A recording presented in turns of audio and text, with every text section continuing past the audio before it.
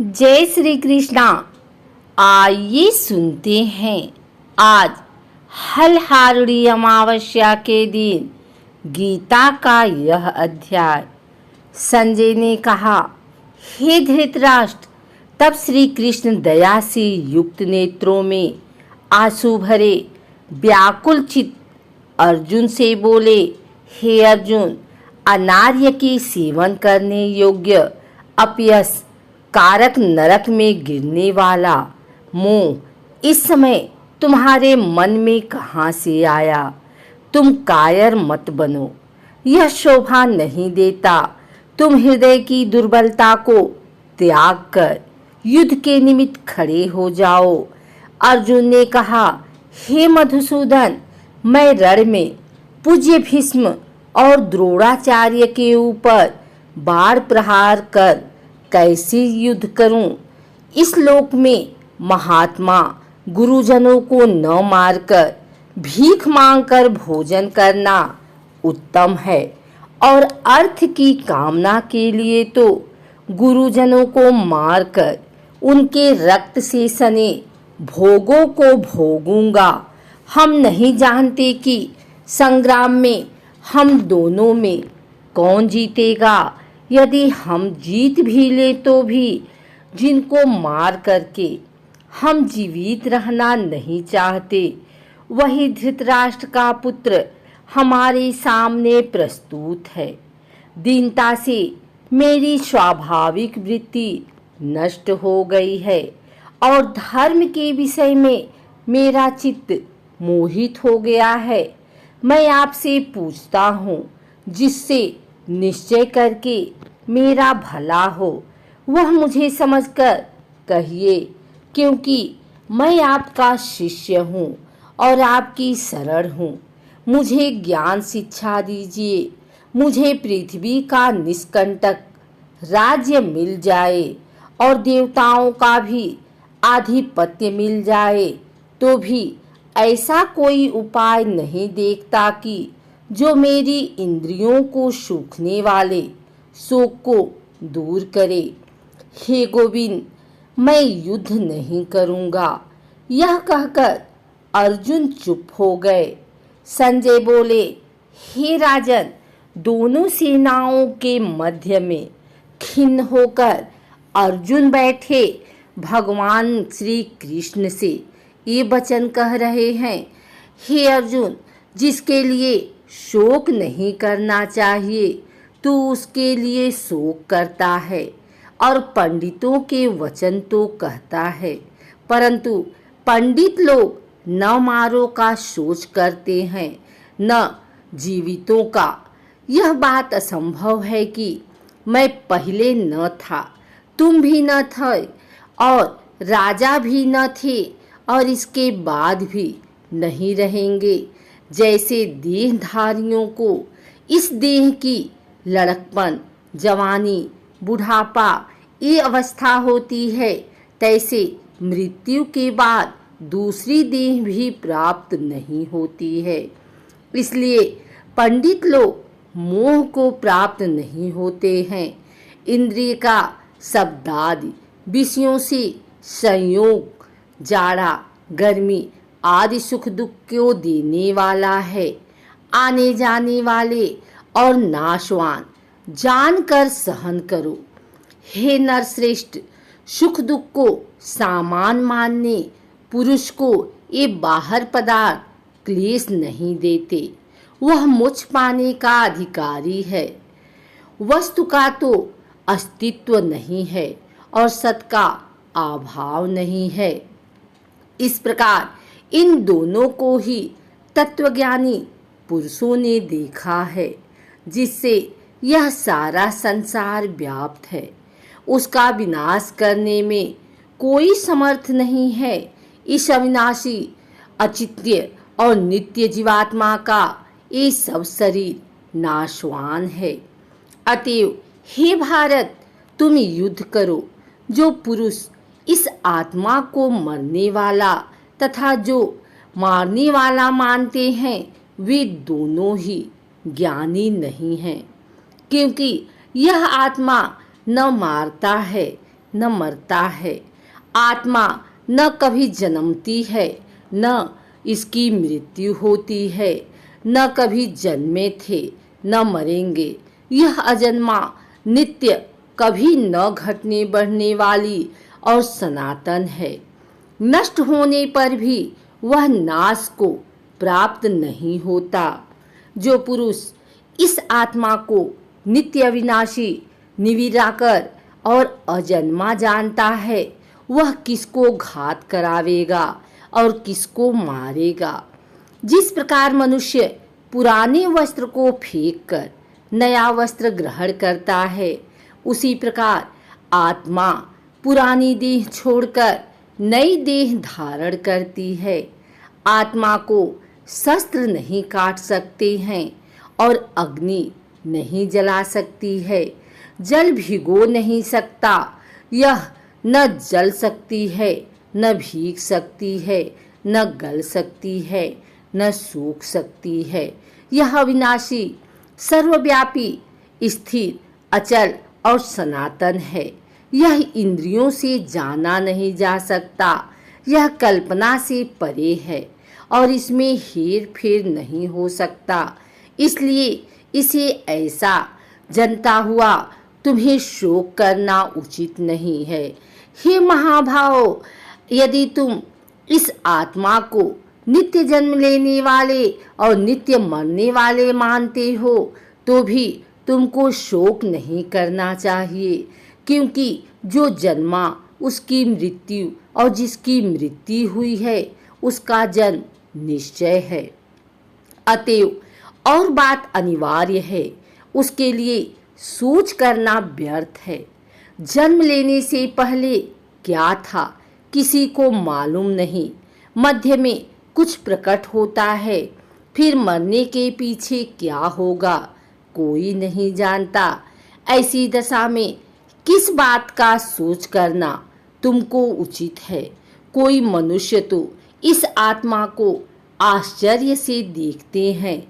आश्चर्यत वर्णन करना है तो आश्चर्यत मानकर सुनता है, परंतु कोई देख कह सुनकर भी भली प्रकार जानता सबके शरीर में यह आत्मा नित्य अविनाशी कारण सब प्राणियों के विषय में तुमको सोच करना उचित नहीं।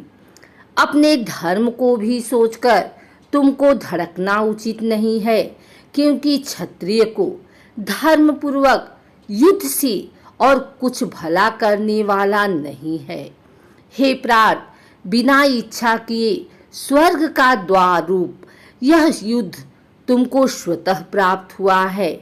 ऐसा शुभ अवसर भाग्यवान क्षत्रियों को ही मिलता है। यदि तुम अपने धर्म अनुसार इस संग्राम को नकारोगे तो अपना धर्म और बड़ाई खो बैठोगे।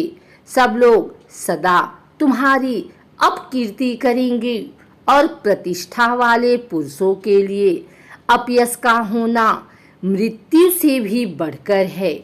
ये महारथी समझेंगे कि अर्जुन डरकर संग्राम से हट गया और अब तक जो लोग तुम्हारा मान करते थे वे अपयश करने लगेंगे।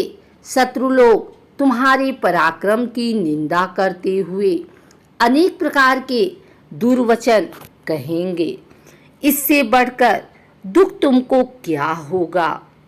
यदि तुम युद्ध में नष्ट हो गए तो स्वर्ग के भागी होगे और जीतने पर सब पृथ्वी तल पर राज्य करोगे।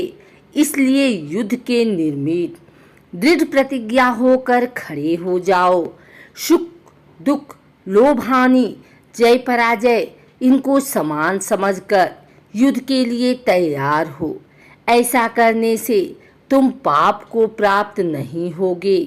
हे पार्थ, यदि ज्ञान, उपदेश, योग के विषय में तुझे कहा गया, अब निष्काम कर्म योग के विषय में सुनो। जिस ज्ञान को पाकर कर्म बंधन से तेरी मुक्ति होगी।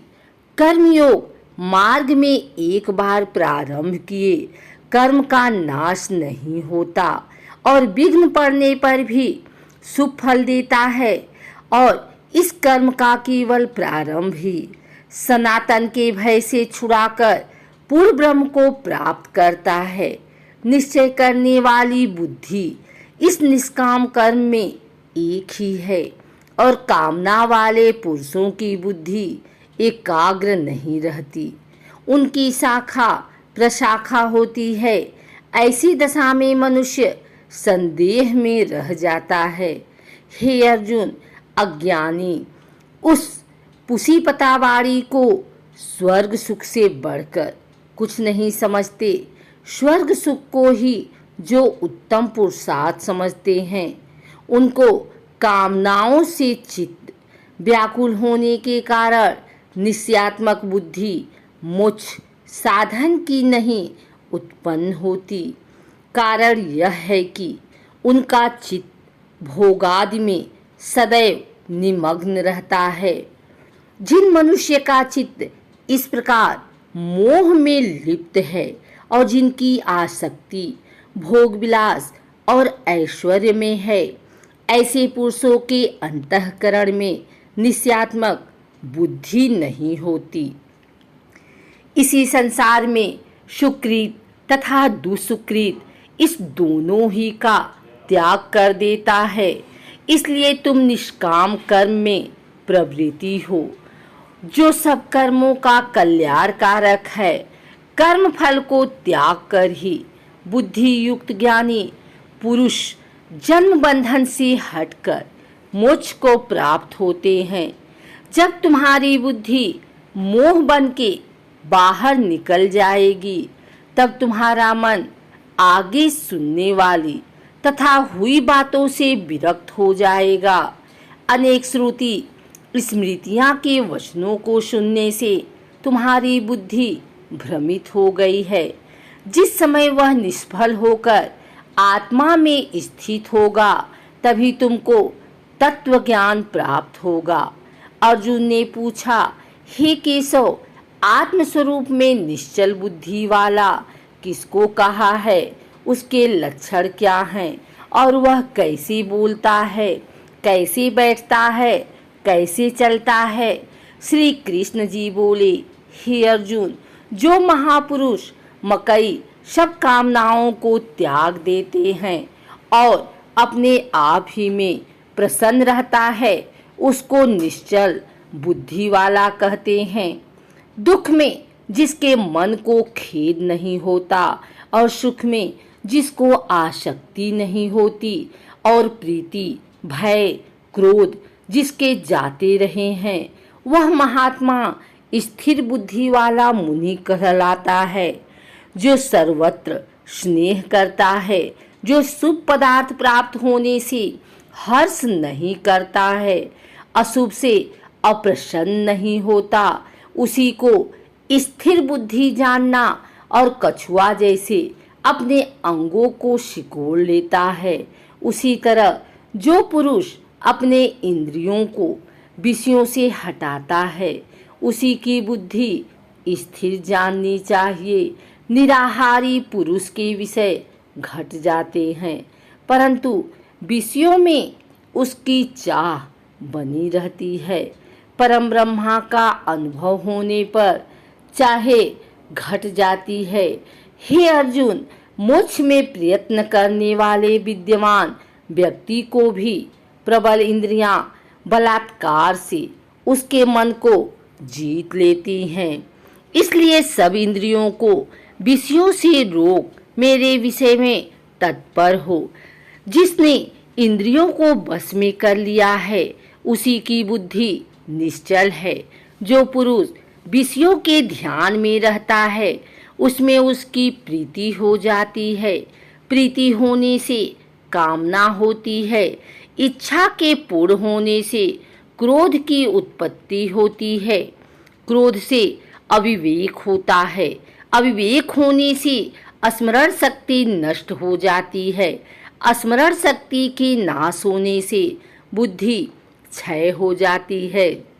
जिसकी बुद्धि का नाश हुआ, वह विनाश को प्राप्त होता है। जो पुरुष राग द्वेष से रहित हो, इंद्रियों से विषय सुख का अनुभव करता है और अपने मन को बस में रखता है, वह शांति को प्राप्त होता है। शांति मिलने पर सब दुखों का नाश हो जाता है। प्रसन्न चित्त वाले की बुद्धि तुरंत निश्चल होती है। जो पुरुष योग युक्त नहीं है, उसकी निश्चल बुद्धि उत्पन्न नहीं होती। ईश्वर में भावना भी नहीं होती। भगवान के न होने से शांति प्राप्त नहीं होती। अशांत को सुख कहाँ से मिलेगा? जैसे वायु नाव को जल में खींच ले जाता है, इसी प्रकार इंद्रियां उस पुरुष की बुद्धि का नाश कर देती हैं जिसका मन विषय शक्ति से इंद्रियों के पीछे लग जाता है। इस कारण हे महाबाहों, जिसकी इंद्रियां विषयों से सर्वथा रोक ली गई हैं, जो सब प्राणियों की रात है, उनमें संयमी जगाता रहता है और प्राणी मात्र जिस समय जागते हैं, मुनिजनों को वह रात्रि है। जल से भरे पूर्ण समुद्र में और नदियों का जल भरने पर भी वह अपनी मर्यादा पर रहता है। उसी प्रकार जिस पुरुष में इच्छा न रहने पर भी सब विषय भोग प्रवेश करते हैं, उसी को शांति मिलती है। विषयों की इच्छा करने वाले को शांति नहीं मिलती। जो पुरुष सब कामनाओं को छोड़कर तथा इच्छा रहित विचरता है और ममता अहंकार जिसमें नहीं है, वह शांति को प्राप्त होता है। हे पार्थ, ब्राह्मी स्थिति यही है। ऐसी स्थिति मिल जाने पर प्राणी फिर मोह में नहीं फंसता और अंत समय में पूर्ण ब्रह्म को प्राप्त होता है।